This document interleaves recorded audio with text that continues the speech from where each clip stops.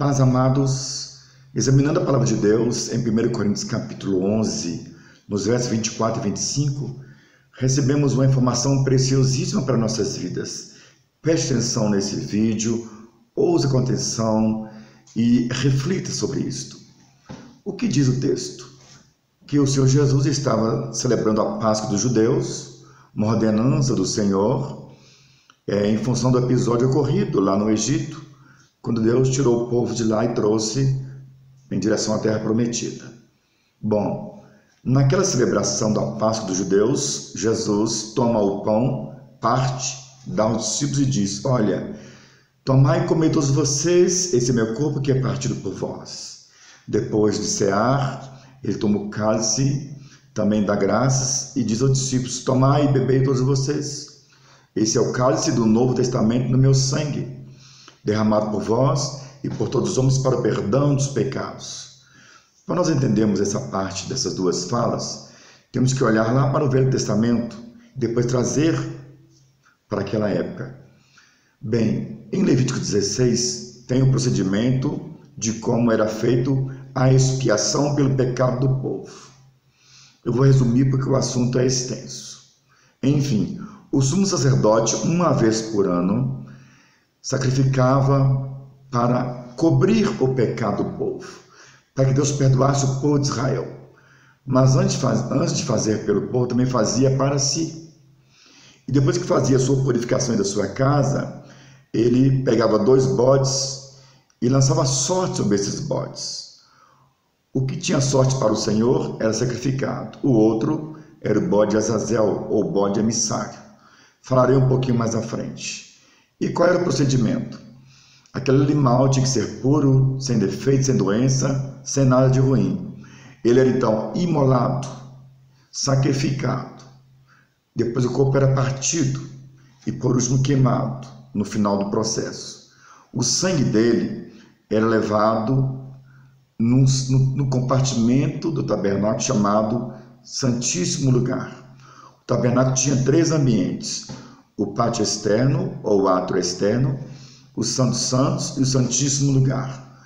No Santíssimo Lugar só entrava o sumo sacerdote uma vez por ano. E entre o Santíssimo Lugar e o Santo dos Santos havia uma espécie de cortina, bem grossa, mas de aproximadamente 12 centímetros, segundo os historiadores. E ela tipificava a separação entre Deus e o homem, devido ao pecado que entrou no mundo através de Adão lá no Éden. Pecado esse que nos separou de Deus, que nos fez perder a glória de Deus e que nos levou para a morte. Lembra de Romanos 5,12? Por um homem entrou o pecado no mundo e com o pecado a morte. Por isso a morte passou a todos os homens, porque todos os homens pecaram. Enfim, essa separação existia entre nós e Deus.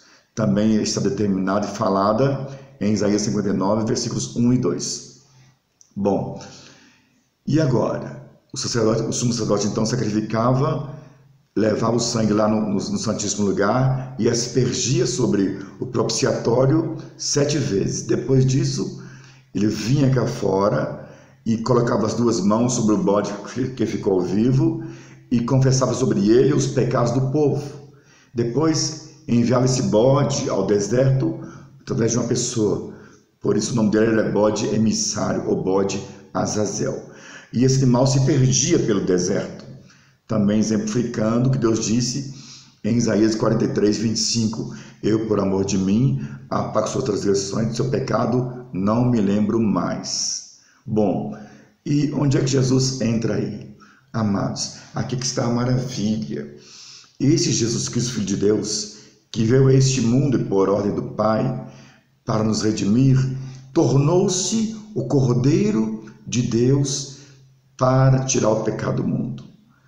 Lá em João 1, 29, João Batista diz, ao ver Jesus no Jordão: eis aí o Cordeiro de Deus. Então, quando o Senhor Jesus foi crucificado, ele foi machucado também anteriormente. Ele foi partido por nós e levantado no madeiro. Com que propósito? Para receber sobre ele a nossa culpa, a nossa condenação, o nosso pecado, o nosso castigo. Tudo de ruim que era para nós sofrermos, ele sofreu no nosso lugar. Foi partido, foi traspassado, moído por causa das nossas iniquidades. Sofreu por minha causa e por sua causa. E ainda teve o sangue derramado para o perdão dos nossos pecados. E quando Jesus expirou lá no madeiro, diz em Mateus 27, versos 50 e 51, que houve um episódio fantástico. No templo de Salomão, onde estava no momento ali a representação do tabernáculo, o véu do templo se rasgou de cima a baixo, para determinar o que para nós? Para nos ensinar o quê? Que em função, veja isso, do sacrifício realizado em Jesus, o Cordeiro, não seria mais necessário fazer sacrifício para a salvação do homem, para remir o homem. O sacrifício dele foi aceito pelo Pai, de uma vez definitiva. Então, alegre-se em Deus. Hoje você pode sim entrar na presença dele e orar com sabedoria, orar sem medo, orar sem restrição. Olha para Hebreus 10, nos versos 19 e 20. Jesus diz que foi aberto um novo e vivo caminho pelo véu, ou seja, pelo corpo do Senhor, que foi partido por nós. Em outras palavras, você pode aplicar na sua vida hoje, Mateus capítulo 6, versículo 6, entra no seu quarto, fecha a porta e fala com o teu pai que está em secreto, e o vosso pai que ouve em oculto te recompensará, vai responder às suas orações. Não precisa mais ficar ansioso, com medo, temeroso de viver. Segundo a palavra também de Romanos 8,34, Jesus Cristo tornou-se o nosso mediador, o nosso intercessor. Esse Jesus que expirou no madeiro não entrou mais em tabernáculo feito por mão de homens, mas entrou no tabernáculo celestial, entrou na presença de Deus para nos representar, para ser o nosso advogado justo, porque ele viveu a natureza humana, ele experimentou a nossa dor, experimentou as nossas dificuldades. Por isso hoje ele pode sim, então, ser o nosso mediador. Ele pode falar em nosso favor. E que coisa mais tremenda, ainda em Mateus 27, 51, diz que no dia que Jesus expirou no madeiro, houve um terremoto e fenderam-se as rochas, abriram-se túmulos, e após a ressurreição do Senhor, pessoas também ressuscitaram e entraram em Jerusalém para testemunhar sobre a ressurreição do Senhor Jesus.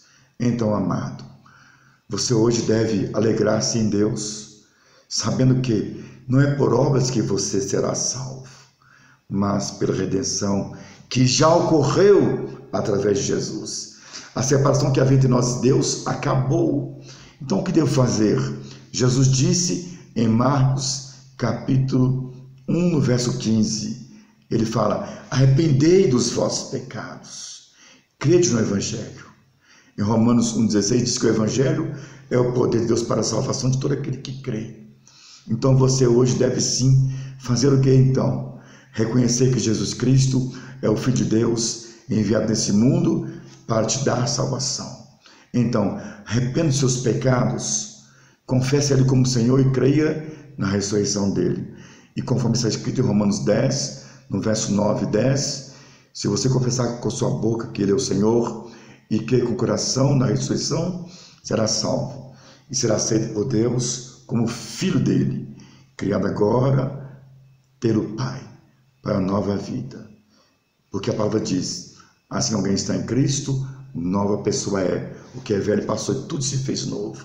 Vive então essa nova vida, desfrute do que Jesus disse lá em João 10,10, na parte B: eu vim para que vocês tenham vida e vida em abundância. Glorifique esse Deus que te remiu, que te salvou, que te ajudou e te deu uma vida nova.